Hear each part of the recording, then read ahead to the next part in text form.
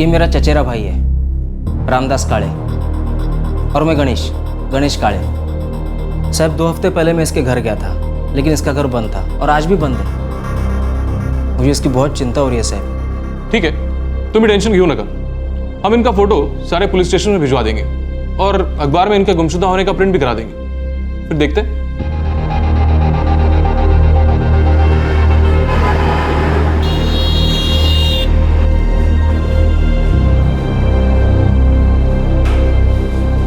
निर्मला वाघ मेरी आई, वो प्रॉपर्टी के मामले को लेकर बहुत परेशान थी। आई और मेरे बाबा शिरीष वाघ दोनों अलग हो चुके हैं और प्रॉपर्टी को लेकर उन दोनों में काफ़ी झगड़े भी होते रहते थे। कब से घर नहीं आई? 3 हफ्ते हो गए सर। कभी कभी वो अपने रिश्तेदारों के घर चली जाया करती हैं। आपने रिश्तेदारों की यहाँ पूछताछ की? सबके यहाँ पूछ लिया, वो किसी रिश्तेदार के पास नहीं गई है। अब तो मुझे डर लग रहा है। हमें 2-3 दिन का वक्त दीजिए, हम इन्हें ढूंढने की पूरी कोशिश करते हैं।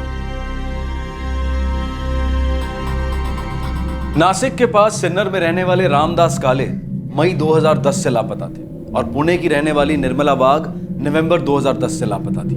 गुमशुदा लोगों के बीच की सबसे दुखद कड़ी वो दर्द और परेशानी होती है जो उनके परिवार वालों को सहन करनी पड़ती है।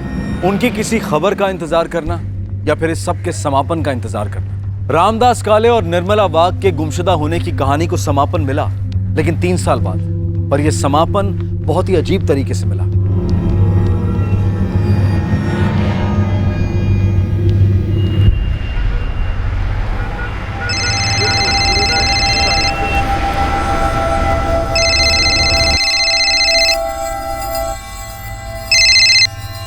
हाँ रमेश बोलो। विजय साहब, एक पार्टी मिली है और प्रॉपर्टी खरीदने में बहुत इंटरेस्टेड है। अरे वाह, वेरी गुड। कब देखनी है जमीन उनको? परसों। उनका नाम किरण सालोंके हैं और कंस्ट्रक्शन के बिजनेस में है वो। ठीक है, मुझे टाइम बता दो जब उन्हें देखना हो। ठीक है सर, ठीक है, मैं आपको फ़ोन करता हूँ।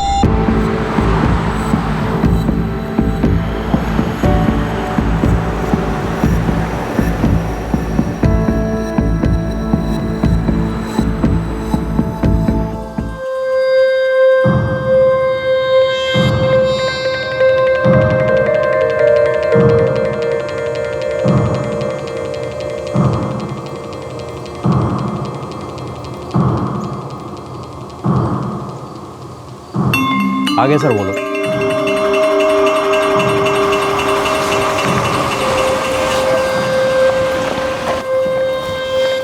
नमस्ते सर, आइए आइए, कैसे हैं? First class.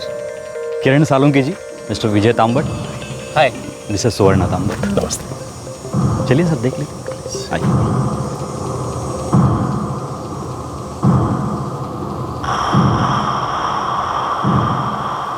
किरण जी, ये पूरा एरिया 3.5 एकड़ का है और एकदम प्राइम प्रॉपर्टी किरण जी, एकदम प्राइम। बहुत जल्दी डेवलप होने वाला है पूरा एरिया। बड़े बड़े बिल्डर्स, बड़ी बड़ी टाउनशिप आ रही है, डेवलपमेंट। जानता हूँ, तभी तो इस एरिया में प्रॉपर्टी ढूंढ रहा हूँ। चलिए आगे देखते हैं। Sure.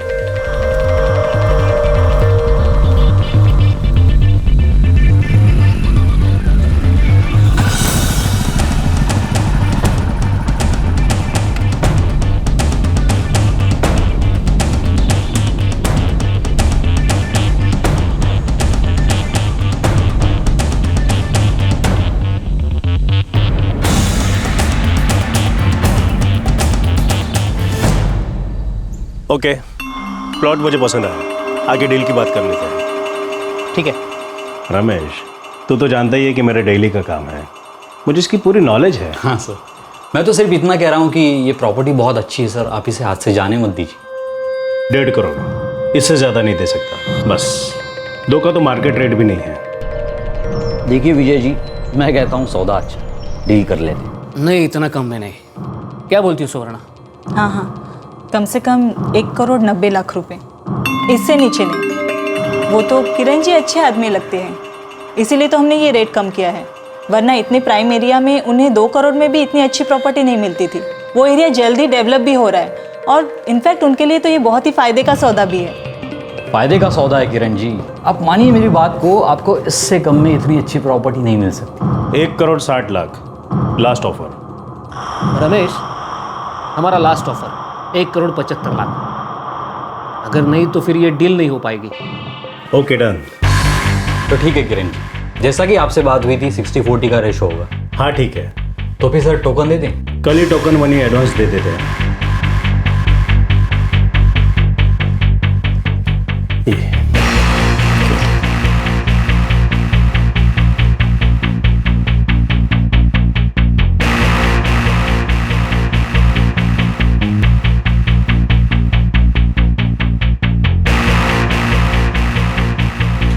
Congratulations Kiran ji. Thank you.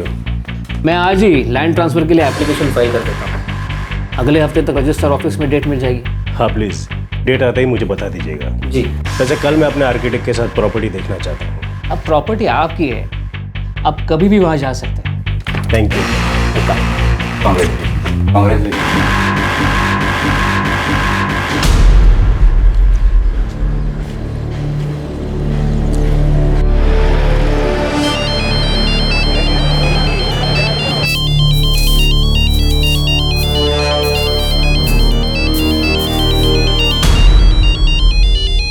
Baba phone.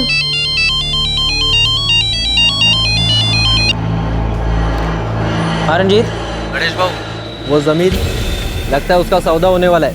है? हाँ गणेश बाबू, कुछ 5 दिन पहले मैंने खुद वहाँ कुछ लोगों को देखा और सतीश ने भी बताया कि वो ज़मीन का सौदा होने वाला है। तू एक काम कर, जल्दी से पता लगा और मुझे बता कि ये सौदा कौन कर रहा है, ठीक है? हाँ गणेश बाबू, फ़ोन कर दो।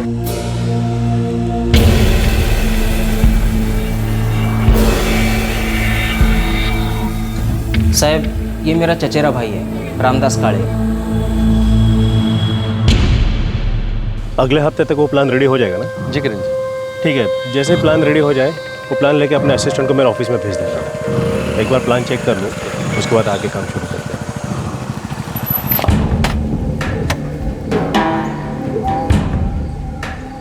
हैं। साहब, आप ये ज़मीन खरीद रहे हो? हाँ क्यों? किससे खरीद रहे हो? तुमसे मतलब? और तुम हो कौन? साहब, आप इस ज़मीन पे बहुत ज़्यादा पैसे दे रहे होंगे, लेकिन बाद में अगर इसका कुछ लफड़ा हुआ फिर आप क्या करोगे? ये ज़मीन मैं विजय तामट से खरीद रहा हूँ। वो एक वकील है और ये ज़मीन उनकी पत्नी सुवर्णा के नाम पे है। नहीं साहब, ये प्लॉट रामदास काले के नाम पे। क्या? ये क्या बकवास कर रहे हो तुम? इस ज़मीन के पूरे पैसे दे चुका हूँ मैं। देखो साहब, हमारा काम था आपको बताना, आगे आप देखो, आपकी मर्जी।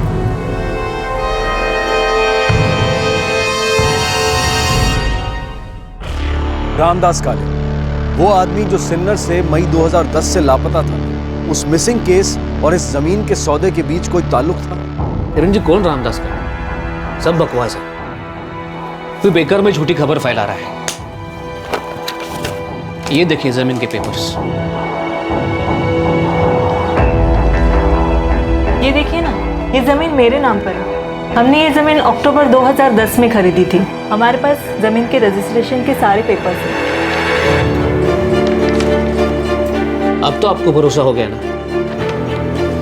पेपर तो ठीक है, लेकिन आई होप आप समझ रहे होगे कि ज़मीन के मैं काफ़ी एडवांस दे चुका हूँ आपको। बड़ी रकम है और प्रॉपर्टी का मामला है, इसलिए मैं कोई रिस्क लेना नहीं चाहता। किरण जी, चिंता मत कीजिए। रजिस्ट्रार ने 23 अप्रैल की डेट दी है, परसों ही रजिस्ट्रेशन हो जाएगा। और मैं किसी भी उल्टी सीधी डील को हाथ ही नहीं लगाता।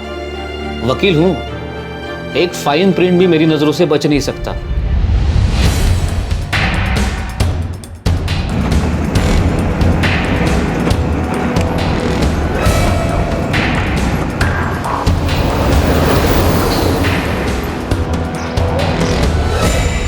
साहब, ये रामदास भाऊ, ये उनकी मिसिंग कंप्लेंट की कॉपी सिन्नर पुलिस स्टेशन से 2010 में मैंने ही कंप्लेंट लिखवाई थी।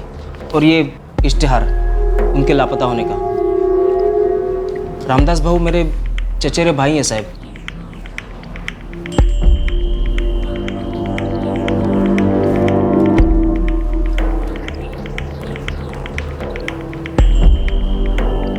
रामदास भाऊ सिन्नर में एक छोटा मोटा प्रॉपर्टी एजेंट था। 1996 में नासिक शहर के बाहर उन्होंने एक प्लॉट खरीदा था, सर्वे नंबर 141/26। पेपर में इतने सारे इश्तिहार दिए, फिर भी रामदास को कुछ पता नहीं चला? नहीं साहब, वो बीमार था, अकेले रहता था।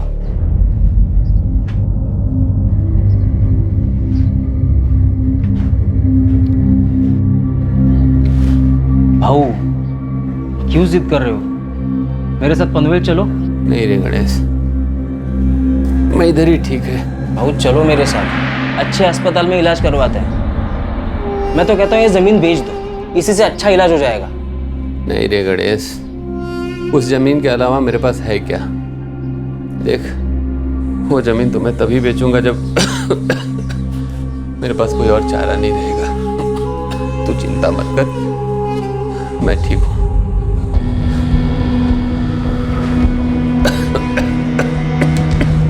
HIV पॉजिटिव था, मेरे अलावा उसका और कोई नहीं था। मैं हर महीने उसे मिलने जाया करता था। उस साल भी अप्रैल के तीसरे हफ्ते जब मैं उससे मिलने गया तब उसके घर पे ताला लगा था। मैं 3 दिन तक सिन्नर में रहा और उसके घर के चक्कर लगाता रहा।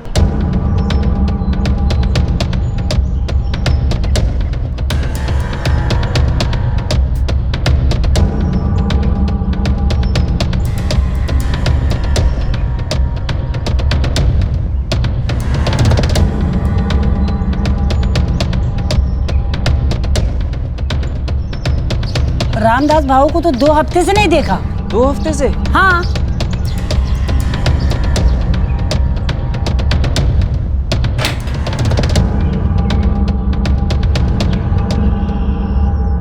आखिरकार रामदास भाऊ के लापता होने की कंप्लेंट मैंने लिखवा दी, लेकिन पुलिस को भी वो नहीं मिला। ऐसा भी तो हो सकता है कि तुम्हें बताए बगैर रामदास ने वो जमीन बेच दी। नहीं साहब, ऐसा हो ही नहीं सकता। मेरे अलावा उसका और कोई नहीं है।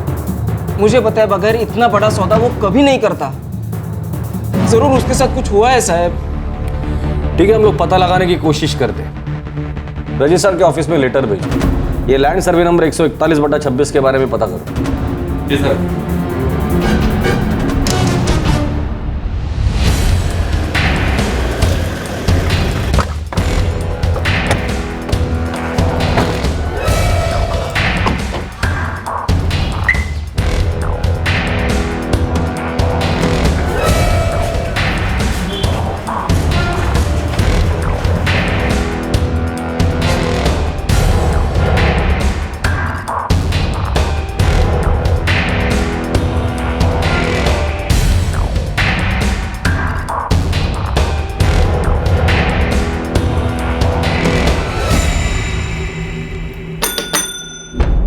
बोला साहब। ये बघ संतोष, सर्वे नंबर 141/26 के पेपर्स लेके आना। वही ट्रांसफर्स के लिए आए थे। हो साहब।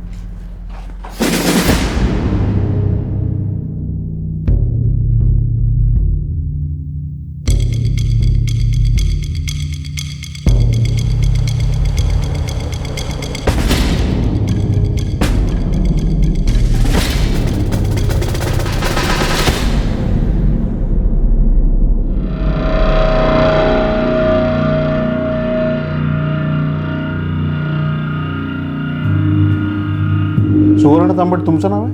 जी जमीन आप ही के नाम? जी, मेरा नाम सुवर्णा तांबट है। मैं एक कंप्यूटर सॉफ्टवेयर कंपनी चलाती हूँ। तो मैडम, इसमें एक प्रॉब्लम। कैसी प्रॉब्लम? हे बघा ना, सुवर्ण तांबट के डेथ सर्टिफिकेट की कॉपी।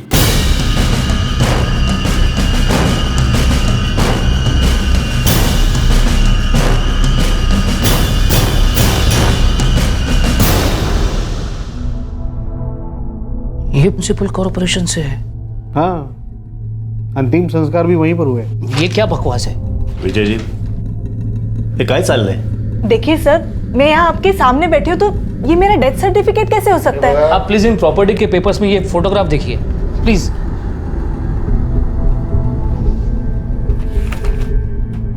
ये रजिस्ट्रेशन ऑफिस में ली गई थी।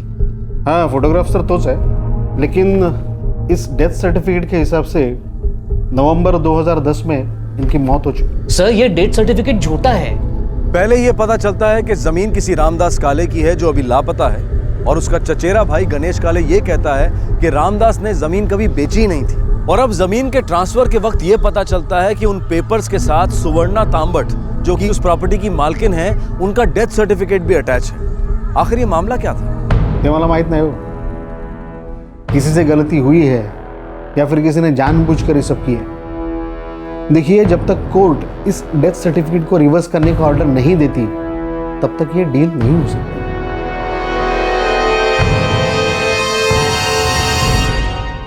इस प्रॉपर्टी के साथ कुछ गड़बड़ लग रही है। आप मेरा एडवांस वापस दे दीजिए प्लीज। धीरज रखिए किरण जी, बहुत बड़ी प्रॉपर्टी है, देखिए जरूर कुछ गलती हुई है। वो डेथ सर्टिफिकेट झूठा है। मैं आपकी बात मानता हूँ, लेकिन इतनी प्रॉब्लम से जुड़ी प्रॉपर्टी खरीदना मुझे ठीक नहीं लग रहा है। देखिए, लेकिन कोई प्रॉब्लम है ही नहीं, ये जरूर किसी की चाल है। कुछ दिनों में ये सब कुछ सामने आ जाएगा। आप मेरा भरोसा कीजिए, मुझे सिर्फ 2 दिन की मोहलत दीजिए, मैं ये सारा मामला कोर्ट से क्लियर करवा दूंगा। अगर 2 दिन में क्लियर नहीं होता, मैं खुद आकर आपका सारा एडवांस वापस लौटा दूंगा। हाँ किरण जी, आप प्लीज़ 2 दिन के लिए वेट कर लीजिए, क्योंकि मुझे भी यही लगता है कि कहीं ना कहीं कुछ गलती हुई है।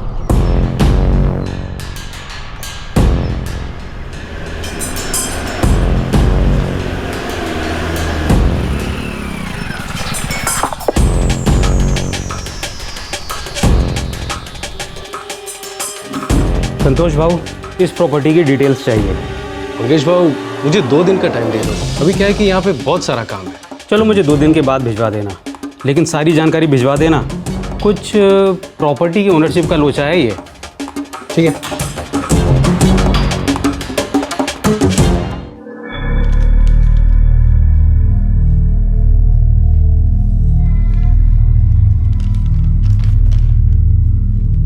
सर, कहीं कोई बड़ी मिस्टेक हुई है या फिर कोई जानबूझ के इस प्रॉपर्टी पे से हमारी ओनरशिप हटाने की कोशिश कर रहा है। ये प्रॉपर्टी सर्वे नंबर 141/26 नासिक के बाहर की है। ये प्रॉपर्टी मेरी पत्नी सुवर्णा तांबट के नाम पे है। उसने जानबूझ के ये झूठा डेथ सर्टिफिकेट रजिस्टर ऑफिस के लैंड पेपर्स में डाल दिया है। ये कोई गलती नहीं है। मैं देख सकता हूँ कि सुवर्णा तांबट जिंदा है और लैंड पेपर्स पे भी इन्हीं की तस्वीर है और ये डेथ सर्टिफिकेट भी इन्हीं के नाम का है। और हाँ, ये नोटिफिकेशन भी किसी प्रॉपर ऑफिस से ही आया होगा, लेकिन यहाँ मुझे कोई गैर कानूनी काम के आसार नजर आ रहे हैं। कोर्ट इस डेथ सर्टिफिकेट को खारिज करती है और इस फ्रॉड केस की जांच के लिए पुलिस को आदेश देती है। हो सकता है किसी ने अपने आप को मरा हुआ साबित करने के लिए ये झूठा डेथ सर्टिफिकेट बनवाया हो। Thank you sir.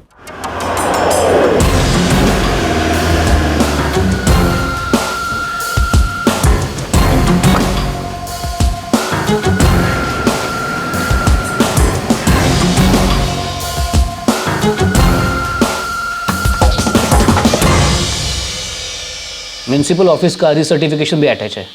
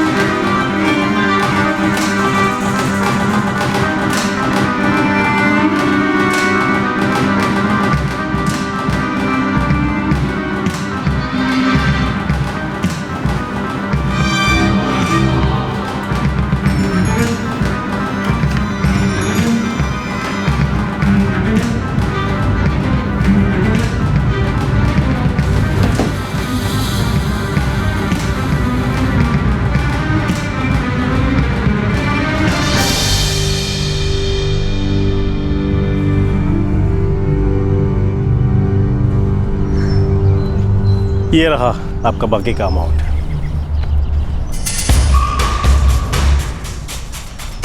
Thank you Kiran ji. मैंने आपसे कहा था ना, थोड़ी बहुत तो प्रॉब्लम्स आती है, लेकिन आखिर में सब कुछ ठीक हो गया। Congratulations Kiran ji. Thank you Suvarna ji.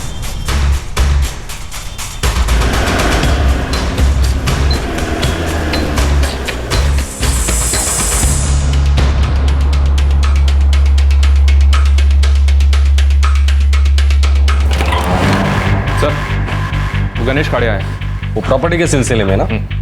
Register office से जो पेपर्स मांग रहे थे वो आ गए? जी नहीं सर। क्यों? पेपर आने में इतना वक्त क्यों लग रहा है? सर, इस बीच कोर्ट से ये पेपर आए हैं। ये क्या है? ये तो उसी जमीन से जुड़ा हुआ पेपर है। 141/26 जाली डेथ सर्टिफिकेट का मामला है।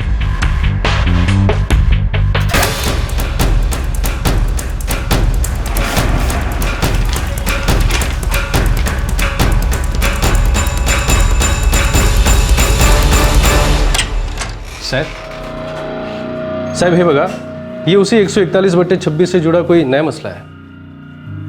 अरे बाबा आता काय झालं नवीन आणि? साहब, पुलिस ने इस जमीन के पेपर्स मंगवाए हैं। उनका कहना है कि इस जमीन का मालिक कोई रामदास काळे है और उसके भाई गणेश काळे का कहना है कि रामदास ने कभी ये जमीन किसी को बेची नहीं थी। अरे काय चाललंय हे, हाँ? क्या हो रहा है? तुम एक काम करो, ये सारे डॉक्यूमेंट्स तुम पुलिस के पास भेज दो और उनसे कह दो कि सुवर्णा तांबट ने ये जमीन किरण साळुंके को बेच दी।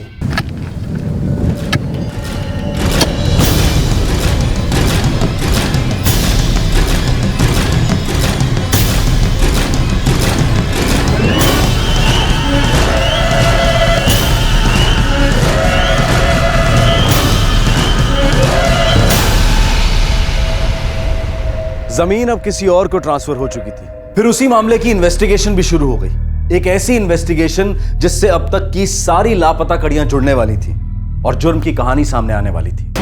मुझे जैसे ज़मीन के बेचे जाने की बात पता चली थी तब से मैं आपसे कह रहा हूँ साहब, इस मामले की जांच करो। बहुत बहुत बड़ा लोचा है साहब। देखो गणेश, हम लोग जांच कर रहे हैं, बस प्रॉपर्टी के पेपर्स आने का इंतजार कर रहे हैं। और वैसे भी तुम्हारे कंप्लेंट के अलावा भी उस प्रॉपर्टी में और भी कुछ गड़बड़ है और हम सब इसका पता लगाने की कोशिश कर रहे हैं।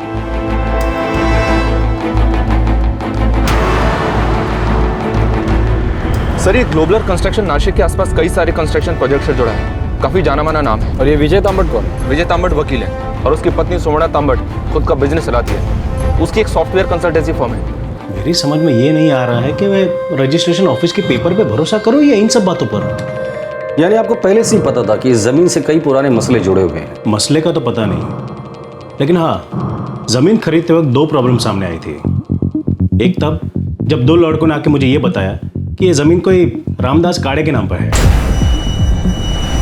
और एक जाली डेथ सर्टिफिकेट का मामला सामने आया था। आपको इस जमीन के बारे में किसने बताया? रमेश कामत ने। वो एक रियल एस्टेट एजेंट है। साहब, हमको किसी भी डील के बारे में मार्केट से ही खबर मिलती है। मुझे भी ऐसे ही पता चला कि विजय जी अपनी प्रॉपर्टी बेचना चाह रहे हैं। रामदास काळे के बारे में तुम्हें पता था? नहीं साहब, मैंने तो पहली बार उसका नाम तभी सुना था जब किरण जी ने एक बार उसकी बात की थी। लेकिन ज़मीन के सौदे में अक्सर लोग अपने फ़ायदे के लिए ऐसी खबरें फैलाते रहते हैं। ज़मीन के पेपर्स एकदम सही थे सर। अपने फायदे के लिए इस गणेश काळे ने रामदास काळे के जमीन का मामला उठाया होगा। तो जमीन का सौदा हो रहा है, ये खबर उसके दोस्तों ने उसे दी।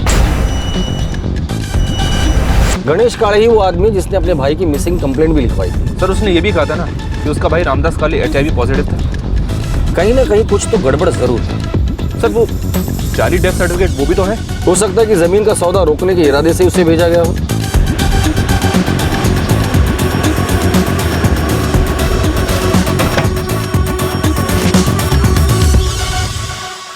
सर, साफ बात है कोई हमसे पैसे निकलवाने की प्लानिंग कर रहा था। उनका मकसद पूरा नहीं हुआ तो हो सकता है वो किरण जी को परेशान करे। आपने जमीन किससे खरीदी थी? जी, गजानन राजपुरे से। वो शिरडी का रहने वाला है। उसी ने न्यूज़पेपर में ज़मीन के बारे में इश्तिहार दिया था, जिससे हमें इसके बारे में पता चला, और ये ज़मीन भी हमने उसी से खरीदी थी। आप चाहिए तो रजिस्टर ऑफिस में जाके इस ज़मीन के सारे कागजात चेक कर सकते हैं। प्रॉपर्टी की सारी पिछली डिटेल्स वहाँ पर आपको मिल जाएंगी। हमने ये ज़मीन अक्टूबर 2010 में खरीदी थी।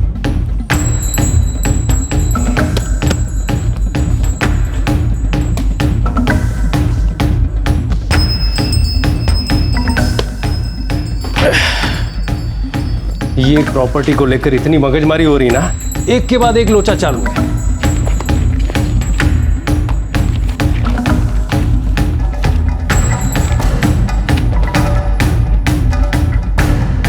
ये रहा।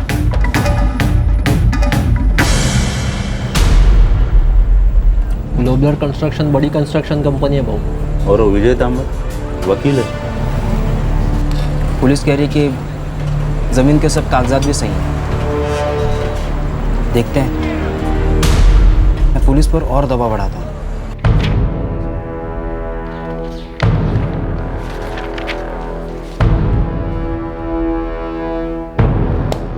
ये रहा। ये जमीन अक्टूबर 2010 में सुवर्णा तांबट ने शिरडी के किसी गजानन राजपुरे से खरीदी।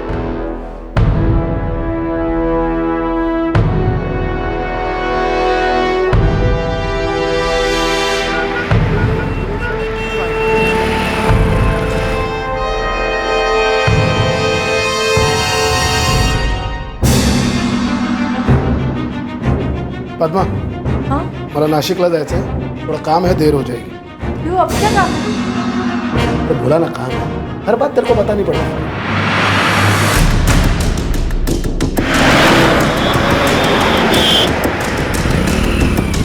जमीन के बारे में कुछ बात है. अब क्या हुआ? क्या मालूम, पुलिस ने बुलाया, बोल रहे थे कुछ पूछताछ करना चाहते हैं. अक्टूबर 2010 में तुमने सुवर्णा तांबट को जमीन बेची थी. वैसे तुमने ये जमीन किससे खरीदी थी? सिन्नर के रामदास काळे से साहब. साहब मैं भी किसान हूँ शिरडी में. रामदास काळे ने मेरे खेत के पास एक दूसरा खेत बेचा था, तो उसी से मेरे को पता चला कि उसके पास एक जमीन है जो वो बेचना चाहता है. तब 2010 में मैंने ये जमीन उससे खरीदी थी. बस ये गजानन राजपुर है. इनका कहना है 2010 में खुद रामदास काळे ने वो जमीन इन्हें बेची थी और इन्होंने वो जमीन अक्टूबर 2010 में ही सुवर्णा तांबट को बेची. अब तुम्हें क्या कहना है? साहब पण मेरा भाई रामदास काळे तो मई 2010 से लापता है. मैंने रिपोर्ट भी लिखवाई है, फिर भी उसका कुछ पता नहीं चला. और मुझे बताए बगैर वो इतना बड़ा कदम कभी नहीं उठा सकता. ये वही आदमी है जिसने तुम्हें जमीन बेची थी? नहीं साहब, ये कौन है? अरे काय चाल रहे है गणेश? तूने किसी गलत आदमी की कंप्लेंट तो दर्ज नहीं की थी ना? खरा खरा सांग, ये क्या नाटक चल रहा है? आई शपथ सांगता साहब, मैं ऐसे क्यों करूंगा. अब ये मेरा चचेरा भाई रामदास काळे ही है. साहब अगर मैं झूठ बोल रहा होता तो ये जमीन रामदास काळे की, ये भी तो झूठी होता ना साहब. साहब आप खुद ही देख लो, इसमें बहुत बड़ा झोल है साहब. इस दफ्तर में सब लोग एक ही जमीन के बारे में जानना चाहते हैं. सब लोग का एक ही काम रह गया है.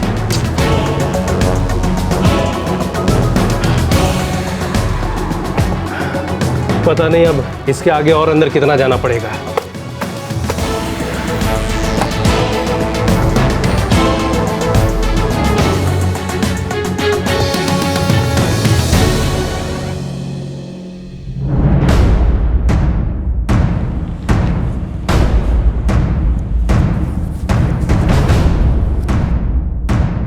ये वो रामदास काळे नहीं जिसे गणेश काळे अपना भाई बता रहा था, तो फिर ये कौन है?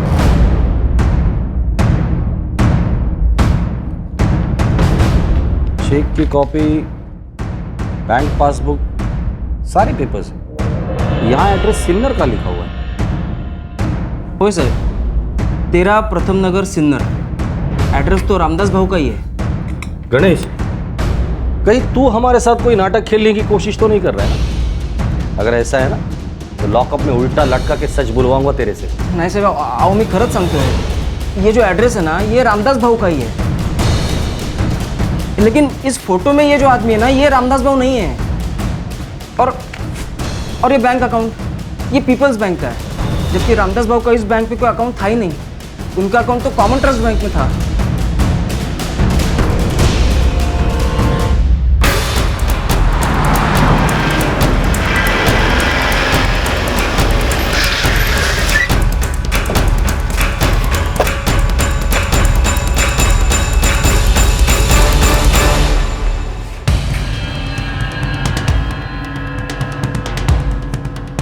सर रामदास काले ने हमारे यहाँ जुलाई 2010 में अकाउंट खोला था. अकाउंट ओपन हुआ था जुलाई 2010 में और जमीन की डील हुई थी अगस्त 2010 में. सर हो सकता है ये अकाउंट सिर्फ इस डील के लिए खोला गया. मुझे इस अकाउंट के सारे पेपर्स चाहिए. Okay sir.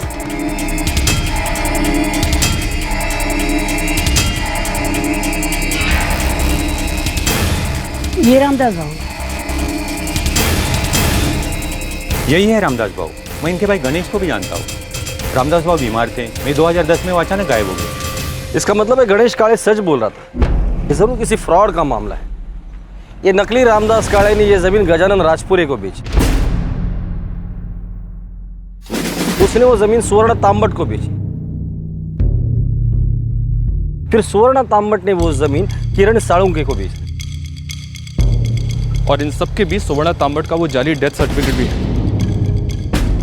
असली रामदास काळे गायब है और किसी की मौत का नकली सर्टिफिकेट निकाला गया. जरूर इसके पीछे कोई मास्टरमाइंड है.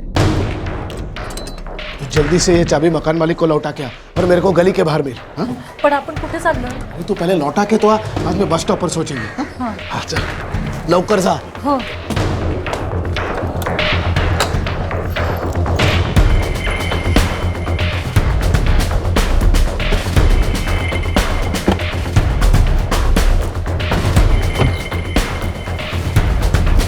हम लोग कहाँ जा रहे हैं मम्मा?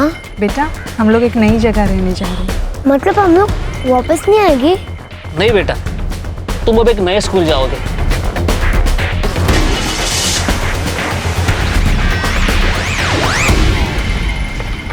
हाँ रंजीत बोल। भाऊ जमीन पे रोज कुछ नाप तोल का काम चल रहा है। अच्छा, लेकिन वहां पर अभी तो कुछ काम तो शुरू नहीं किया है ना? नहीं भाऊ। ठीक है, मैं कुछ सोचता हूँ। कमिंग। सर, ये अच्युत सर ने सर रिवाइज प्लान भेजे हैं, ये देखिए सर।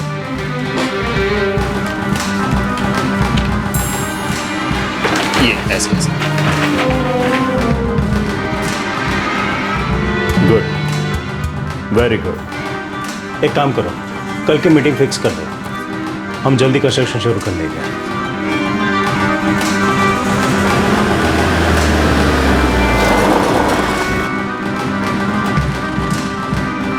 साहब, वो तीसरी गली में दूसरा घर अभी है घर पे? हाँ साहब। चलो।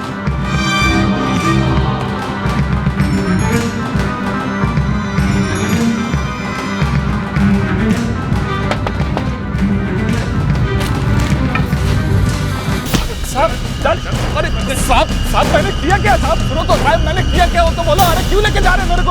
अरे साहब सुनो तो मेरी।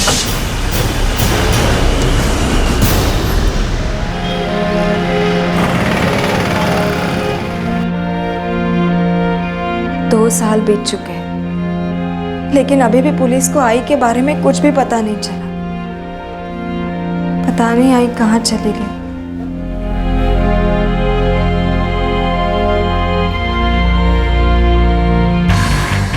माझं नाव महेश राजपुरे है साहब। राजपुरे? गजानन राजपुरे का रिश्तेदार है क्या तू? ओह साहब, मैं उसका दूर का रिश्तेदार है।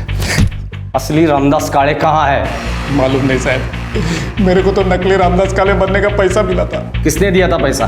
गजानन ने? ओह साहब, ये गजानन किसके लिए काम करता है? माहिती नहीं साहब, मेरे को नहीं मालूम। बस वो लोग ने मेरे को बोला था कि मेरे को कुछ नहीं होगा। वो कोई वकील साहब है, वो सब संभाल लेगा सर। वकील? कौन वकील? माहिती नहीं साहब, मेरे को कुछ नहीं मालूम सर। सर,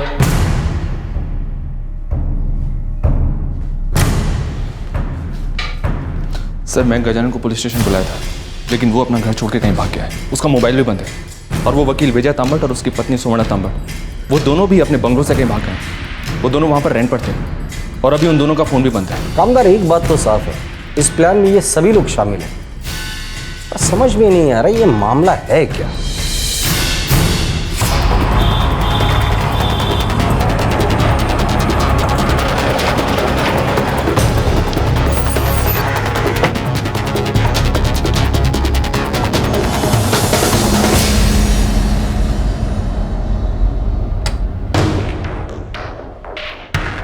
विजय तांबट और उनकी पत्नी 1 हफ्ते पहले ही यहाँ से चले गए।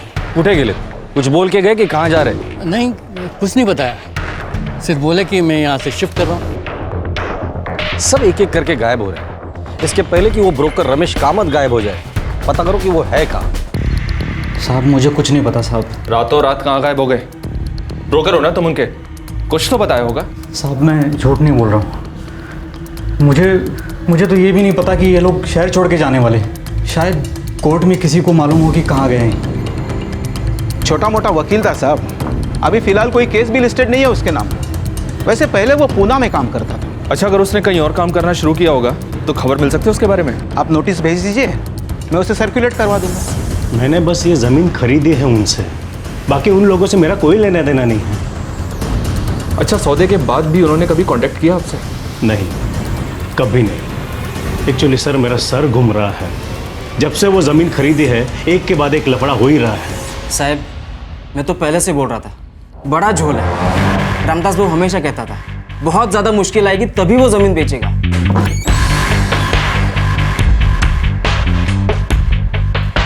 गणेश काळे आता बग, इस जुर्म की कबर खोद के रखूंगा। जहां से शुरुआत हुई थी ना, वहीं से।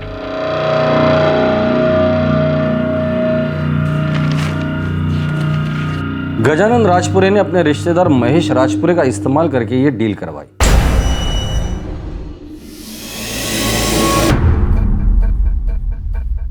फिर गजानन ने यह जमीन बेची सुवर्ण तांबट को और विटनेस जयदेव कुमार। और अब सबके सब लापता हैं, सबके फोन भी बंद हैं। एक बात समझ में नहीं आ रही, ये सुवर्ण तांबट का डेथ सर्टिफिकेट बीच में कहां से आ गया? ये म्युनिसिपल कॉर्पोरेशन पुणे का है सर, कोरेगांव पार्क की शमशान भूमि से मिला था।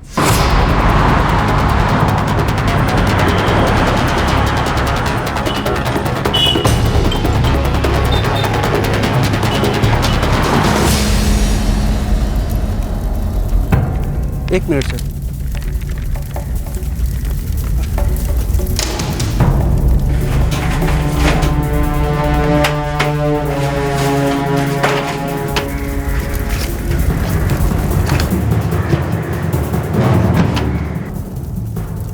सुवर्ण तांबट। सुवर्ण विजय तांबट 123 विद्या कॉलोनी कोथरूड पुणे। सर इस अंतिम संस्कार का भी एक गवाह है, योगेश यादव। मतलब सच में किसी का तो अंतिम संस्कार हुआ है। ये केस जितना दिखता है उससे कई ज्यादा गहरा और सीरियस है।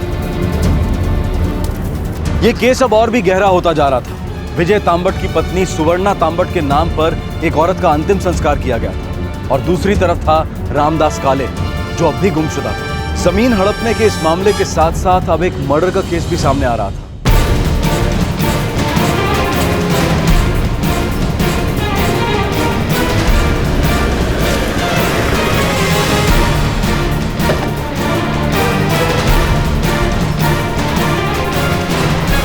सर हम तो अभी अभी यहाँ शिफ्ट हुए हैं। हमारे पड़ोस में शिरोडकर जी रहते हैं, बहुत सालों से रह रहे हैं। आप उनसे जाकर पूछिए। हाँ याद है ना, वकील है, नाम है विजय तांबट। हाँ यही है विजय तांबट। उनकी पत्नी की डेथ हुई, उसके बाद चले गए यहाँ से। क्या यही है उनकी पत्नी? हाँ यही है सुवर्णा, लेकिन अब बेचारी इस दुनिया में नहीं रही। मौत कैसी हुई थी उनकी? हार्ट अटैक हुआ था सब, मुझे याद है। मुकेश आया था यहाँ बताने के लिए।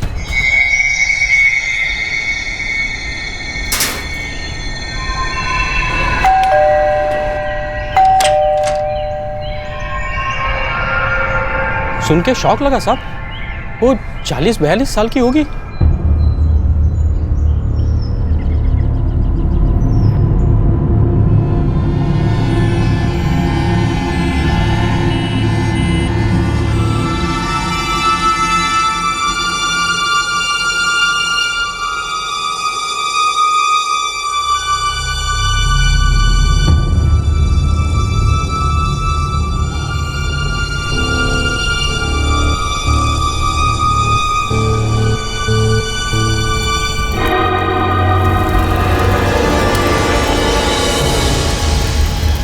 फिर विजय तांबट अपने बेटे के साथ यहाँ से चले गए। उनका एक बेटा भी था? हाँ, हालांकि तब वो यहाँ नहीं था जब उसकी माँ की मौत हुई। उस वक्त कहाँ था वो? पता नहीं साहब, लेकिन आप ये सब क्यों पूछ रहे हैं? हुआ क्या है? शिरोडकर जी सुवर्णा तांबट जिंदा है, तो हम ये सोच रहे हैं कि अगर सुवर्णा तांबट जिंदा है तो उस दिन किसकी लाश का अंतिम संस्कार किया था? क्या बात कर रहे हैं साहब? हाँ गोविंद बोल, कोई खबर? साहब वो जयदेव कुमार यहीं है। नासिक में? हो साहब, एक चोल में रहता है, मैंने उस पर नजर रखी हुई है साहब। बात समझ में नहीं आ रही, कोई वकील अपने बीवी को मरा हुआ क्यों साबित करना चाहता है? कोई लफड़ा होगा सर, जिस पे पर्दा डालने के लिए सारा नाटक किया होगा। और फिर डेटाबेस से वो डेथ सर्टिफिकेट सब जगह सर्कुलेट हुआ होगा। वही नासिक के रजिस्ट्रार ऑफिस गया जहाँ सुवर्ण तांबट के नाम पे जमीन। इस सुवर्ण तांबट की डिटेल कुंडली निकालो, जरूर कुछ तो चक्कर है, तभी तो उसके नाम का जाली डेथ सर्टिफिकेट बनवाया है।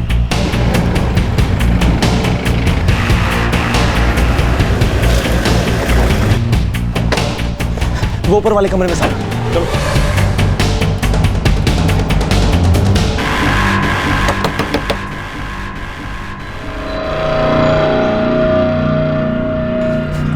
जयदेव, जयदेव रोक, पीछे से पकड़ो उसे।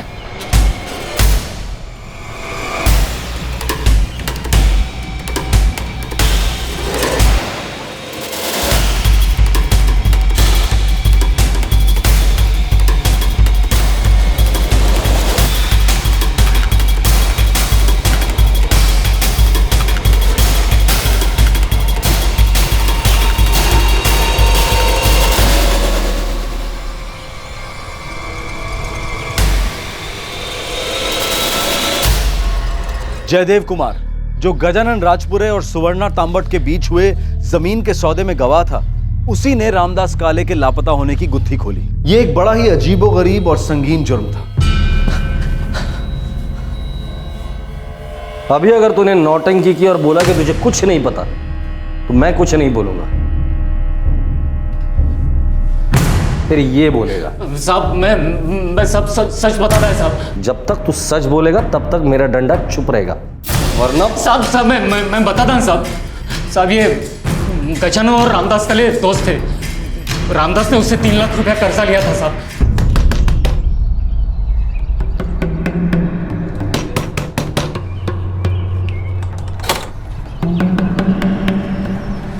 काय रे रामदास, फोन का नाही उचलत?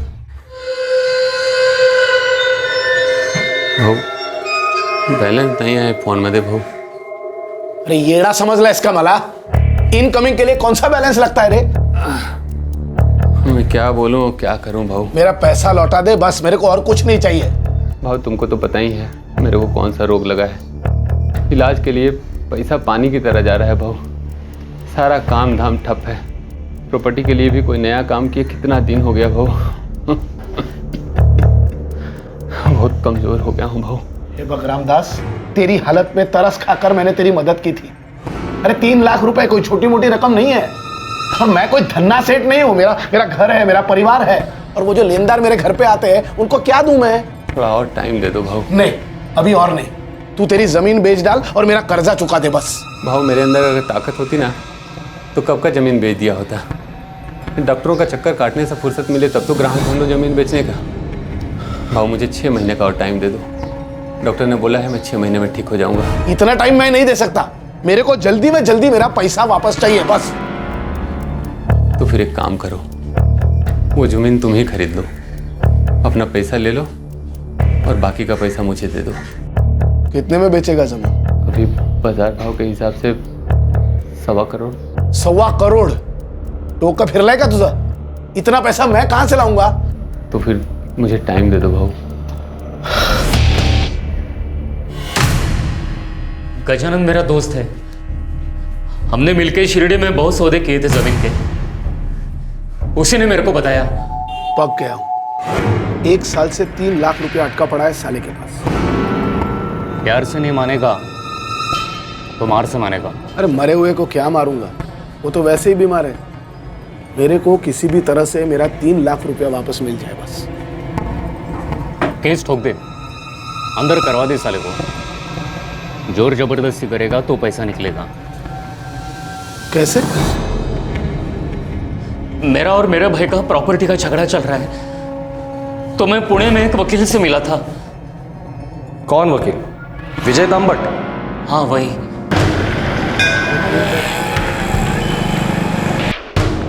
क्या रेट बोला है प्रॉपर्टी का उसने? 1 करोड़ के ऊपर बोल रहा है। जगह बहुत बड़ी है, पर मेरे को उससे क्या?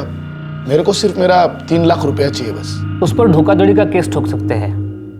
केस कोर्ट में तो पहुंचेगा, लेकिन उसकी बीमारी ऐसी है कोर्ट उस पर तरस खाएगी। केस कोर्ट में घिसता रहेगा। अगर इस बीच वो ऊपर चला गया तो नीचे केस बंद। तुम्हारा तो पैसा गया, मेरी फीस भी देनी पड़ेगी, तुम्हारा डबल नुकसान। तो मैं क्या करूं? मुझे किसी भी तरह से मेरे 3 लाख रुपए दिलवा दीजिए बस। एक काम कर सकते हो, पैसा भी ज्यादा मिलेगा, लेकिन ऊपर का जो भी बनेगा वो मेरा। कैसे? तो ये सारा प्लान विजय तांबट का था? हाँ साहब।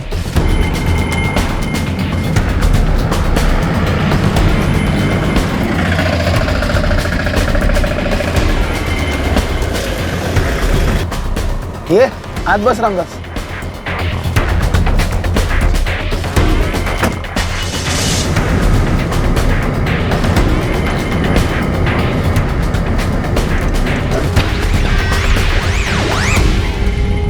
गजानन भाऊ हम लोग कहाँ जा रहे हैं? इधर ही पास में। काम क्या है भाऊ? मेरा पैसा वसूल करना है। रामदास एक प्लॉट है, अगर तू बेचने में मेरी मदद करेगा तो मेरी तो चांदी हो जाएगी। तू भी अपना कट रख लेना। और हाँ, जो 3 लाख रुपया उधार दिया है ना, वो भी माफ।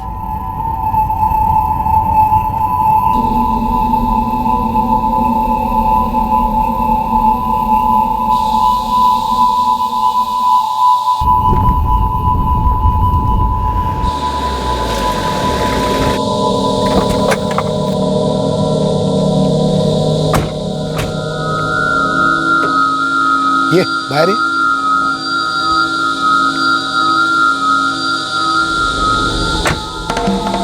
भाऊ प्लॉट किधर है? वो उधर एकदम छान प्लॉट है।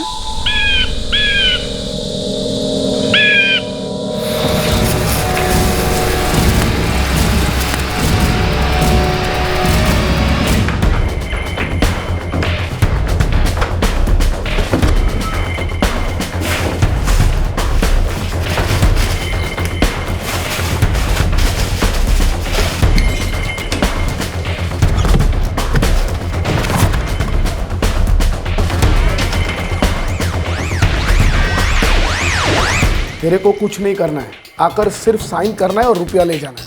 लफड़ा नहीं है ना भाऊ? नहीं नहीं, कोई लफड़ा नहीं।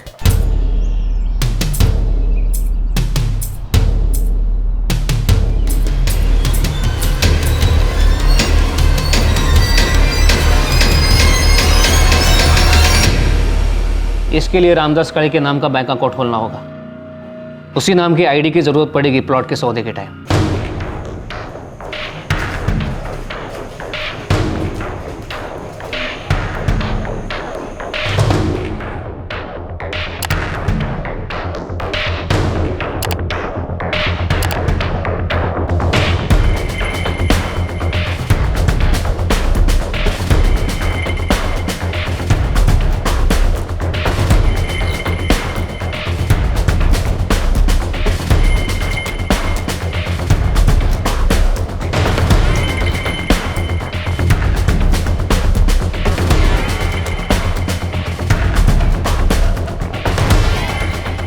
बढ़िया।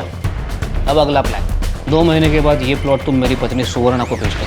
मैं तुम्हें 15 लाख रुपए दूंगा, जो तुम आपस में बांट लेना।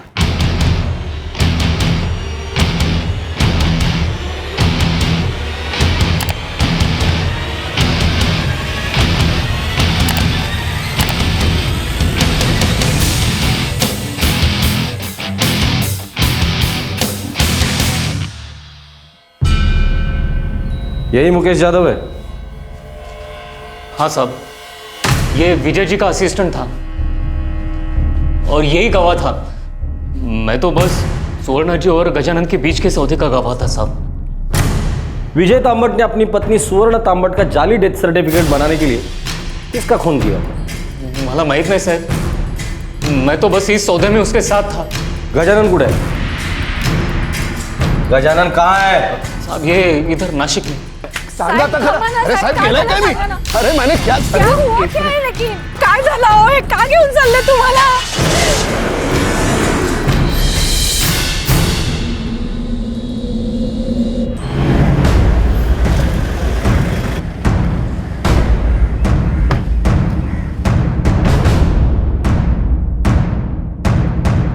सर, अप्रैल 2010 में घाट में हमें एक लाश मिली थी।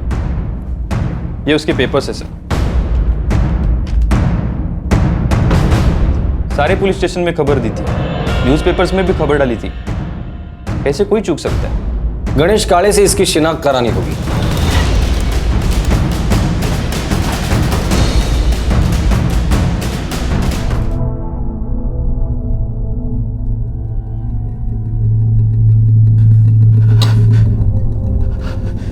हो साहब,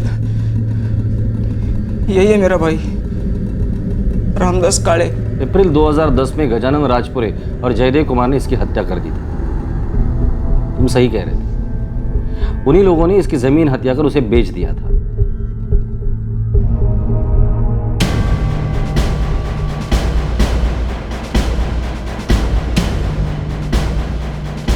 काम बंद करो साइड पर। काय पनोती लागली आहे।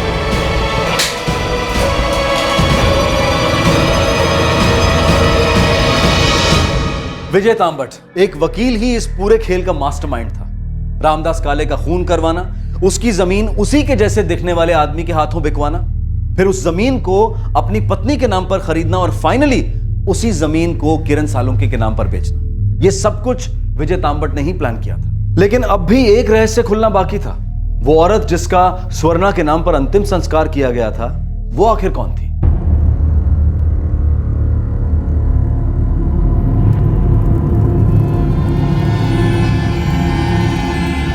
सर ये सुवर्णा तांबट कानपुर से है।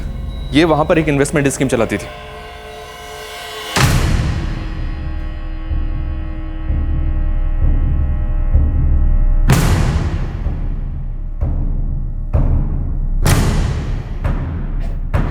– 2009 में स्कीम का भंडा फूट गया, पुलिस को उसकी तलाश थी।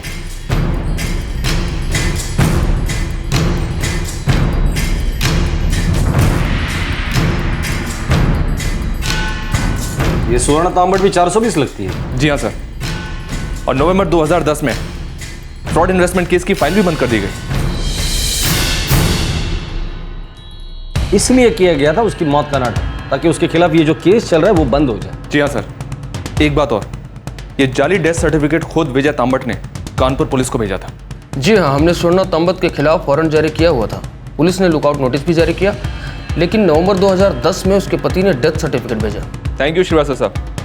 अगर हमें कुछ और डिटेल्स की जरूरत हुई तो मैं आपको दोबारा फोन करूंगा। सारा प्लान उसने बनाया, गजानन को रामदास का खून करने के लिए भड़काया ताकि उसकी जमीन पे वो कब्जा कर सके, और खुद की बीवी का क्रिमिनल केस बंद करवाने के लिए भी उसने किसी के मर्डर का प्लान किया होगा। और जो उसने पुणे में किया होगा, हो सकता कि वो भी कोई गुमशुदा औरत हो।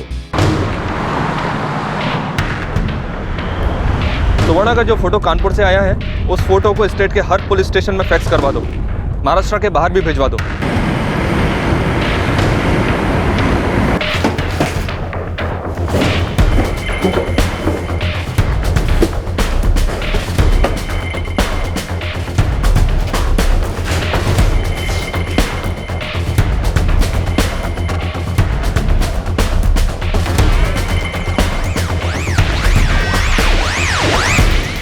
सर, ये 2010 का केस है जो अभी तक अनसॉल्व है। निर्मला वाघ, उम्र 48। सर,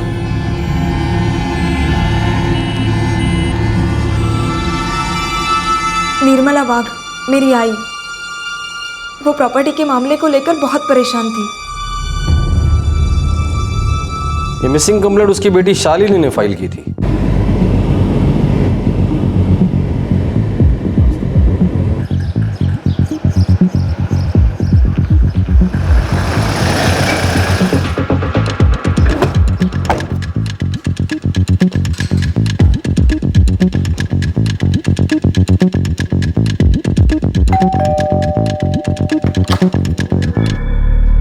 शालिनी? जी हाँ, मैं ही हूँ शालिनी। मेरे आई का कुछ पता चला इंस्पेक्टर? कहीं मिली वो आपको? जी नहीं। फिर आप यहाँ कुछ बताने आए हैं? आप किसी विजय तांबट नाम के आदमी को जानती है? विजय तांबट? हाँ, वो आई के वकील थे। आई जब लापता हुई तो मैं उनसे मिलने भी गई थी। नहीं शालिनी, निर्मला जी तो यहाँ आई नहीं।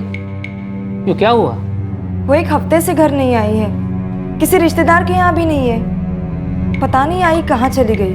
मुझे भी नहीं पता, क्योंकि आखिरी बार जब मैं उनसे मिला था तब मैंने उनसे तुम्हारे बाबा यानी उनके एक्स हस्बैंड से आउट ऑफ कोर्ट सेटलमेंट की बात की थी, लेकिन उसके बाद वापस वो आई नहीं। ये 20 नवंबर की बात है। 21 नवंबर को मैंने पुलिस में मिसिंग कंप्लेंट फाइल की। उन्होंने मेरे बाबा को भी बुलाया था आई के बारे में पूछताछ के लिए। क्या हुआ मेरे आई के साथ?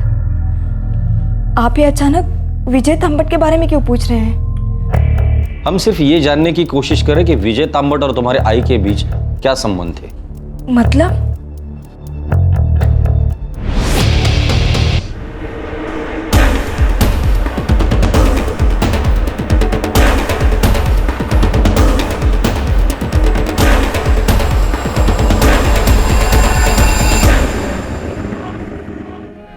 कानपुर में विजय तांबट के बीवी के खिलाफ केस चल रहा था। उसे बंद करने के लिए विजय तांबट ने अपनी बीवी के मौत का नाटक किया। हमें शक है कि शायद इसीलिए विजय तांबट ने तुम्हारे आई की हत्या की होगी।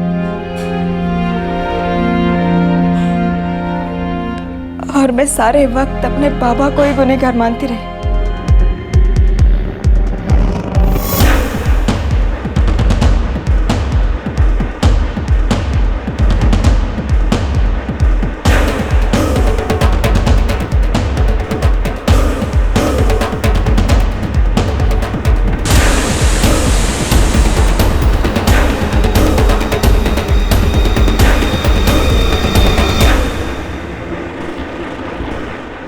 शीला, शीला, क्या हुआ? हे बग, अगर देवा, ये तो बता रहा था कि वकील है, वांटेड क्रिमिनल निकला। अब क्या करे? हमने तो इसे किराए पे घर दिया है। वाह बहू बेटा वाह, अखबार के साथ इलायची वाली गरम चाय मिल जाए ना तो मुझे बहुत मजा आता है। वाह वाह वाह।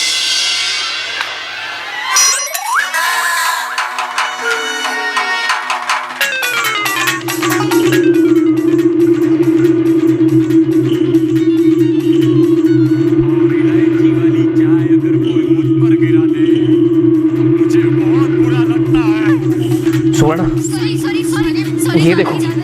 हम लोग ने जानबूझकर नहीं किया। तो क्यों किया? क्योंकि आपने कहा। मैंने कब कहा? दादाजी, आपने तो कहा था ना कि घर में खेलो, बाहर मत जाओ। विजय, अब हम कहाँ जाएंगे?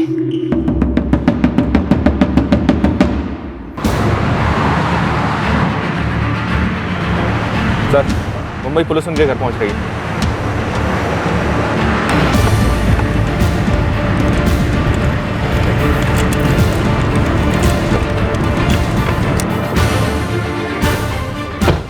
सर, मैं रमाकांत देसाई हूँ। मेरा फ्लैट यहाँ 3rd फ्लोर पे ही है।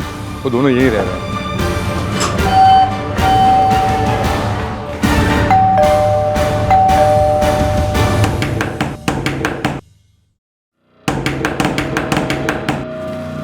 विजय, बाहर पुलिस है। उसका डर था वही हो गया। रमाकांत भाई ने अखबार में पढ़ लिया होगा।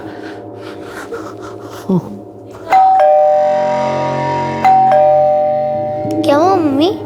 आप दरवाजा क्यों नहीं खोल रहे हो? कौन है बाहर?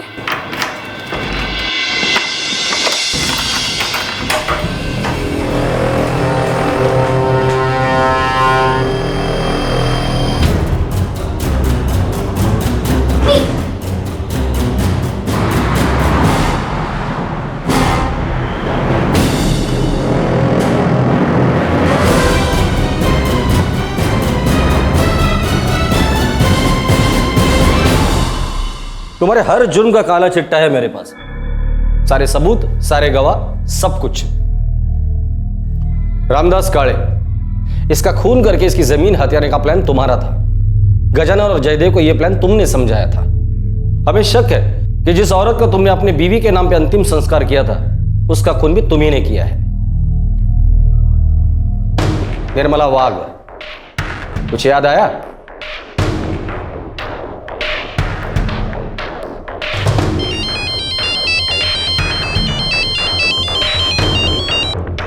हेलो, विजय तांबत बोल रहे हैं। आप कौन? मैं कानपुर पुलिस से बोल रहा हूँ। Hello hello hello. Kanpur police से फोन था। हाँ, हमें इस चक्कर से निकलना होगा। आखिर कब तक हम हमारे मोबाइल नंबर और ठिकाने बदलते रहेंगे? कोई तो रास्ता निकालना होगा। इस केस को ठिकाने लगाना होगा।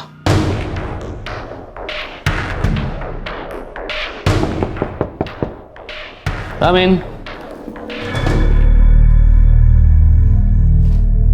अरे निर्मला जी आइए। विजय जी, और कितना समय लगेगा केस को दर्ज कराने के लिए? निर्मला जी देखिए, आखिर वो आपके पति थे। मेरी सलाह तो ये होगी कि आप दोनों कोर्ट के बाहर समझौता कर लो। नहीं करना है मुझे उससे समझौता। वो मुझे फूटी कौड़ी नहीं देगा। क्या इस सिलसिले में मैं उनसे या उनके वकील से बात करूं? और मुझे समझौता नहीं जमा तो? फिर तो कोर्ट का दरवाजा हमेशा के लिए खुला है। लेकिन मेरा मानना ऐसा है कि पहले हमें कानूनी चक्कर से हटकर कोशिश करनी चाहिए। अगर नहीं कुछ हुआ तो करेंगे तैयारी कोर्ट का दरवाजा खटखटाने की। मुझे जमीन जायदाद पैसों से कोई लेना देना नहीं है। मुझे तो सिर्फ उसे सबक सिखाना है। मेरी जिंदगी हराम कर दी है उसने मेरी जिंदगी को इस हद तक बर्बाद कर दिया है कि कभी कभी सोचती हूँ कि मैं जिंदा हूं तो किस लिए। लेकिन मुझे जिंदा रहना है तो सिर्फ उसे सबक सिखाने के लिए। ठीक है, हम अगले हफ्ते मिलते हैं। तब तक मैं आपके पति या उनके वकील से मीटिंग करने की कोशिश करता हूं। और जमता है तो ठीक है, ये तो कोर्ट जाएंगे।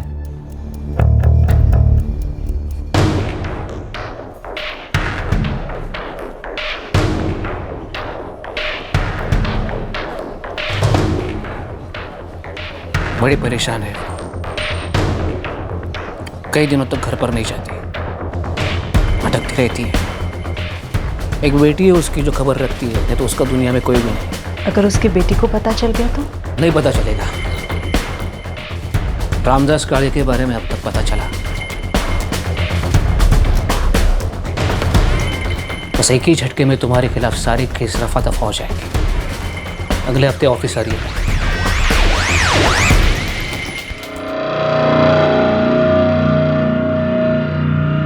सर, मौत की वजह हार्ट अटैक लिखी हुई है। चलेगा, उन्हें सर्टिफिकेट से मतलब है, मौत की वजह से नहीं। वो 2 बजे आएगी। मैं तब तक बाहर वेट करता हूँ। मैं उन्हें बातों में उलझाए रखूंगा। तुम फाइल देने के बहाने अंदर आ जाना, फिर तुम्हें पता है क्या करना है। निर्मला जी, आप सही थे, हमें कोर्ट जाना चाहिए। ये केस आप ही जीतेंगी। मैं भी यही चाहती हूँ। कम इन। हाँ मुकेश। सर, ये कुछ फाइल्स नहीं आई हैं। उस कबर्ड में रख दो। जी सर। हाँ तो निर्मला जी, मैं पिटीशन तैयार करके आपके पास भेज दूंगा। अगले हफ्ते तक पिटीशन कोर्ट में फाइल कर देंगे।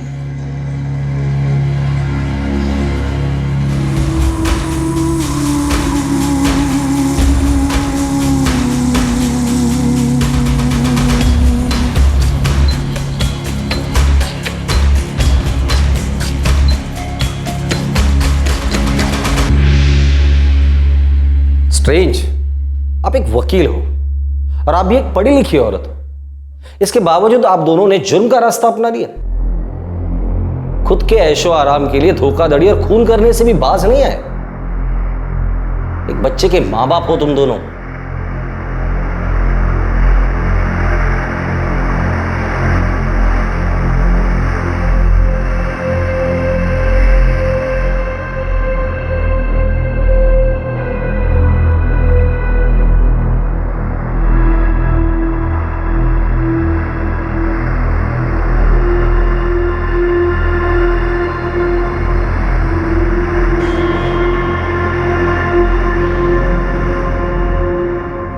पता नहीं क्या होगा। वो लोग तो पकड़े गए, लेकिन रामदास भाऊ की जमीन का क्या होगा पता नहीं। मुझे हमेशा लगा कि आई पागल हो गई, या फिर बाबा आपने कुछ। मुझे पता है बेटा, तुझे लगा कि मैंने ही तेरी आई के साथ कुछ कर दिया है। ये बात सच है, हमारी आपस में कभी बनी नहीं, एक दूसरे को तकलीफ ही दी है। लेकिन बेटा, मैं ऐसा कुछ करने की सोच ही नहीं सकता हूं।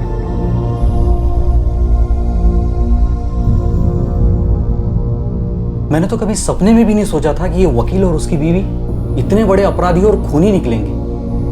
कितने शरीफ लगते थे। पनवती का घड़ा साबित हुई है जमीन। जब से खरीदी है, एक के बाद एक अड़चन ही अड़चन। जमीन नहीं, सरदर्द खरीदा है, सरदर्द। गजानन और जयदेव को आईपीसी की धारा 302 के तहत हत्या के लिए, 420 के तहत धोखाधड़ी के लिए और 471 के तहत नकली दस्तावेज इस्तेमाल करने के लिए बुक किया गया है। विजय तांबट और स्वर्णा तांबट पर आईपीसी की धारा 302 के तहत हत्या के लिए, 120 बी के तहत गैर कानूनी साजिश के लिए, 201 के तहत सबूत मिटाने के लिए, 419 के तहत किसी और के नाम पर धोखाधड़ी करने, 420 के तहत धोखाधड़ी करने और 471 के तहत नकली दस्तावेज इस्तेमाल करने के आरोप लगाए गए। सभी मुजरिम इस वक्त न्यायिक हिरासत में। 2 गुमशुदा लोग, रामदास काले और निर्मला वाघ, एक का खून उसकी जमीन हड़पने के लिए किया गया और दूसरे को एक जाली डेथ सर्टिफिकेट का फ्रॉड करने के लिए मार डाला गया। अगर गणेश काले अपने भाई रामदास काले की फिक्र में उसकी जमीन पर लगातार नजर नहीं रखता, पुलिस को इस जालसाजी के बारे में ना बताता तो ये जुर्म कभी सामने ही नहीं आता। और विजय और सुवर्णा तांबट न जाने कितने लोगों को ऐसे ही अपना शिकार बनाते रहते। इस केस से जो बात सामने आती है वो ये है कि किसी और की पहचान को अपना बनाना, फेक आइडेंटिटी बनाना कितना आसान है। फर्जी दस्तावेज के इस्तेमाल से करोड़ों की जमीन हथियाना कितना आसान है। यहाँ तक कि एक मुजरिम के लिए किसी का नकली डेथ सर्टिफिकेट बनवाना भी कोई मुश्किल काम नहीं है। इसका एक जीता जागता उदाहरण है आधार कार्ड, जिसके लिए सुप्रीम कोर्ट साफ तौर पर कह चुका है कि वो एक अनिवार्य पहचान पत्र नहीं है, क्योंकि ये पता होने के बावजूद भी कि उसके लिए बायोमेट्रिक्स और बहुत मिनट डिटेलिंग की जरूरत है, लोगों का आधार कार्ड बनाने की पूरी प्रक्रिया में काफी सारी लापरवाहियां बरती गई थी। बहुत सी रोजगार गारंटी योजनाओं में ऐसे फर्जी पहचान पत्र का इस्तेमाल करके बहुत से लोग सरकारी पैसा लूट लेते हैं। यहाँ तक कि उन लोगों की पहचान भी इस्तेमाल की जा रही है जो अब इस दुनिया में नहीं रहे। सारे नियम कानून, सारी प्रक्रिया अपनी जगह सही है, हमें सिर्फ उसे मजबूत और कड़ा बनाने की जरूरत है। हमारे देश की इतनी बड़ी आबादी होने के हिसाब से सभी लोगों की जानकारी जमा करना और उसे मेंटेन करना कोई आसान काम नहीं है, लेकिन ये नामुमकिन भी नहीं है। हम जो तरीके अपनाते हैं उसकी वजह से पूरी क्रिया अनियमित रहती है, क्योंकि पब्लिक सिस्टम के सभी क्षेत्रों को घोटालों और घूसखोरी ने इतना दूषित कर दिया है कि ये समझ में नहीं आता है कि ये अनियमित क्रिया अनजाने में बढ़ रही है या फिर जानबूझकर बढ़ाई जा रही है। झूठी आइडेंटिटी के साथ बोगस वोटिंग करना और करने के लिए प्रोत्साहित करना भी जुर्म है। अगले हफ्ते एक नए जुर्म, एक नए केस को लेकर हम फिर से हाजिर होंगे क्राइम पेट्रोल दस्तक में। तब तक अपना ख्याल रखें, सुरक्षित रहें और याद रखें, हम जुर्म को छिपाने की कितनी भी कोशिश क्यों ना करें, लेकिन जुर्म अपने कुछ निशान छोड़ ही जाता है। जय। इस तरह के और भी एपिसोड देखने के लिए हमारे चैनल को सब्सक्राइब करें और बेल आइकन दबाना ना भूलें।